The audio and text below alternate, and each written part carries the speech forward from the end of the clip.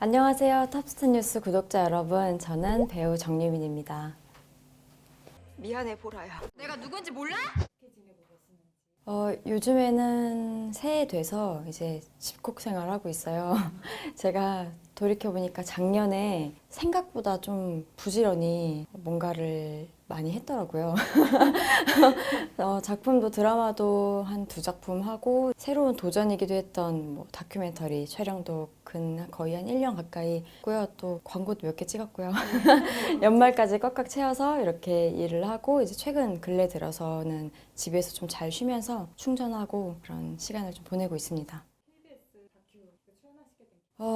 그게 참 우연히 하게 됐어요. 같이 출연했던 윤두현 선배님하고 오랜 이제 개인적인 인연이 좀 있거든요. 우연치 않게 유민아 너 막 자연 쫓아다니고 뛰어노는 거 좋아하지? 해서 좋아해요. 이랬더니 다큐 하는데 같이 해볼래? 하면서 그러는 바람에 하게 됐어요. 그래서 감독님이랑 미팅을 하고 했는데 제가 워낙 산에 가고 막 자연환경 따라다니면서 시간 보내는 걸 좋아해서 재밌을 것 같아서 시작을 하게 되고 드라마나 영화 같은 경우는 스케줄이 딱 정해져 있잖아요. 근데 다큐멘터리는 그야말로 그 생태계의 시간에 따라서 저희 일정이 정해져요. 갑자기 새들이 부화했다 이러면은 갑자기 출동 이러고 가서 새를 찍어야 되고, 처음에 이제 혹시 나올까 싶어서 설치해 놓은 카메라에 수달의 흔적이 잡혔다 해서 그때부터 이제 기약 없는 잠복을 한 거예요.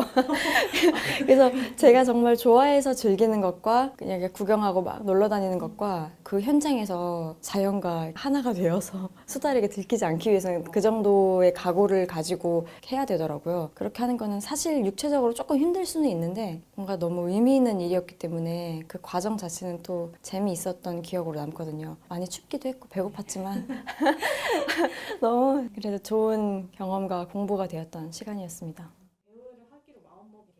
그게 참 까마득해요. 제가 어느 순간에 딱 그랬는지는 모르겠는데 어릴 때 이제 할머니하고 살았던 시기가 좀 있거든요. 어릴 때 할머니 옆에서 저녁에 한 8시부터 같이 드라마 보고 그랬는데 그때 당시에만 해도 저는 너무 어려서 그 드라마에 나오는 배우분들이 그 실제로 존재하는 분들인 줄 알았거든요. 근데 어느 날 보니까 선한 역을 하셨던 분이 악역을 하시고 이런 걸 보면서 약간 충격을 받은 거예요. 저 사람은 왜 저렇게 됐지? 이러면서 그랬는데 할머니가 그때 저한테 저 역할을 하는 사람은 배우다, 탤런트다 약간 이렇게 설명을 해주셨어요. 근데 딱 그 순간 아직도 기억이 나는 게 그 브라운관의 뒷모습이 갑자기 확 이렇게 상상이 되는 거예요. 이 뒷모습에 저 사람들이 이걸 보여주기 위해서 어떤 일을 할까에 대한 뭔가 문을 확 열었던 것 같아요. 그러면서 그때부터 어떤 호기심이 막 생기면서 관심을 가지고 나도 저거 하고 싶다고. 제가 기억하기로는 그때부터거든요.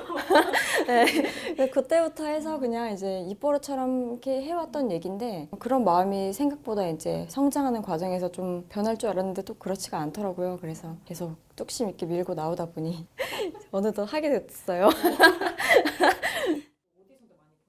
네. 제가 오디션을 정말 이제는 못 세겠어요. 한 1000번은 본 것 같거든요. 근데 그 중에서 지금 문득 떠오르는 게요. SBS의 흉부외과라는 드라마 오디션을 보러 갔는데요. 그 당시에 제가 직전에 갑자기 좀 자전거를 이제 못 타서 자전거 배우려고 그거 연습을 하다가 사고가 났어요. 그래서 팔에 막 깁스하고 얼굴에 막 다 스크래치 나고 그래서 테이프 엄청 붙어 있고 상태가 심각했거든요. 정말 이렇게 보기에 몰골이 말이 아니었는데 오디션이 있는 거예요. 어떡하지 하는데 모르겠다 이러고 깁스에다가 만신창이인 상태로 갔어요. 감독님이 저를 보고 의학 드라마라서 지금 컨셉을 잡고 온 거야? 보통은 의사 컨셉을 잡고 오는데 이 친구는 특이하게 환자 컨셉을 잡고 왔네?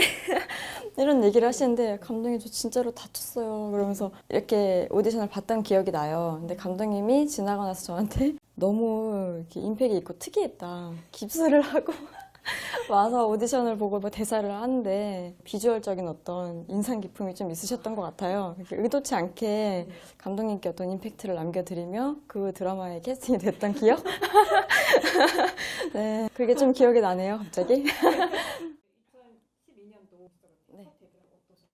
제가 어제 여기 오기 전에 저의 아주 사랑하는 동생 주아름 배우의 인터뷰 영상을 봤어요. 그 아름이를 그때 거기서 처음 만났는데 저 같은 경우는 그때 이제 막 대학교 다니면서 연극 무대만 좀 서봤고 방송이 처음이었거든요. 카메라 앞이. 너무 떨리는 거예요. 너무 긴장되고 아름이가 저를 애기 같았어요 라고 표현을 했는데 제가 생각해도 그래요. 정말 애기 같았던 기억이거든요. 참 낯선 현장에서 좀 어리버리하고 정말 많이 긴장을 했는데 저보다 훨씬 어린 친구가 그 여유와 제가 이제 미처 발견하지 못한 애티튜드 같은 거를 보여주면서 저한테 많이 도움을 줬던 친구예요. 그 첫 번째 경험을 토대로 이렇게 해야 되는구나 이런 것들을 좀 깨달아 가면서 계속 이제 해오지 않았나 하는 생각이 드네요.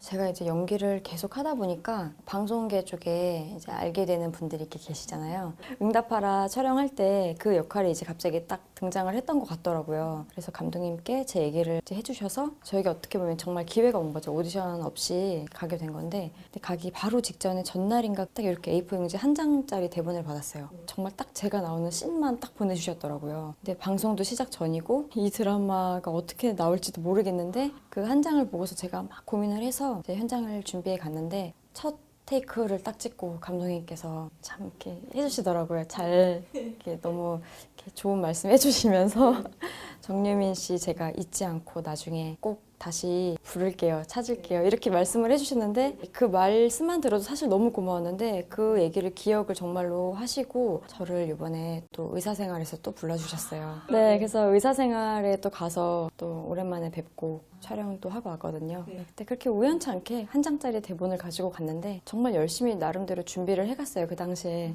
보람되는 그 결과로 이어졌던 것 같아서 참 저는 뿌듯했어요.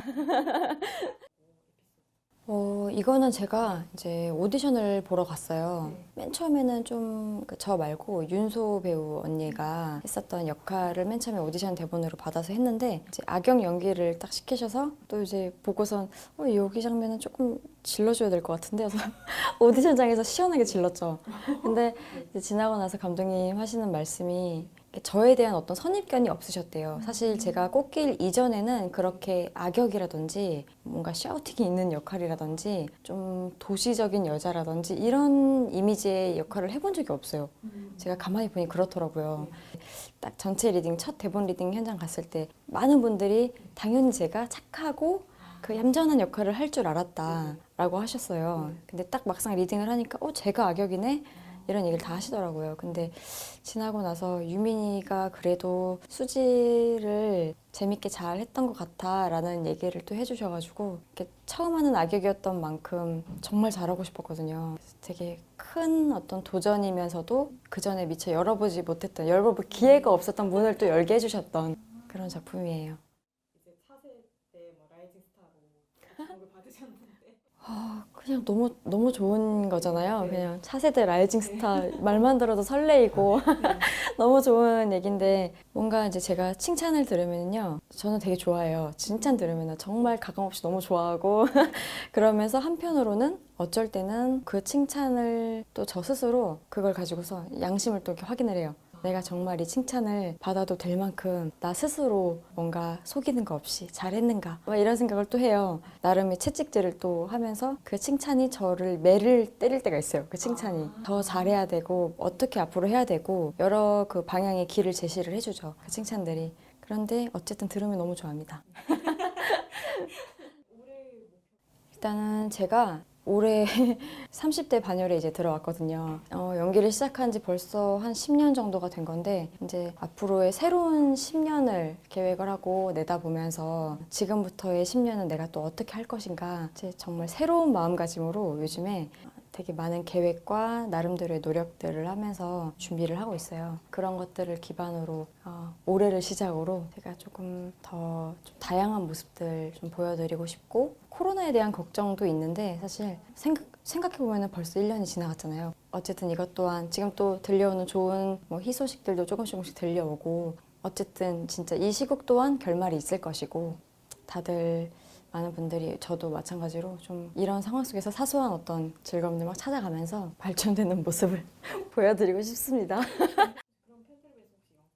네, 항상 저에게 한결같은 사랑과 응원과 지지를 보내주시는 팬 여러분들, 늘 그 사랑에 제가 참 많은 힘을 얻고 저 또한 되게 많은 위로와 또 격려, 막 이렇게 에너지를 많이 얻어요. 항상 이렇게 예뻐해 주셔서 정말 감사드리고요. 제가 이렇게 많이 주시는 사랑만큼 좋은 모습으로 보답을 하겠습니다. 너무 감사합니다.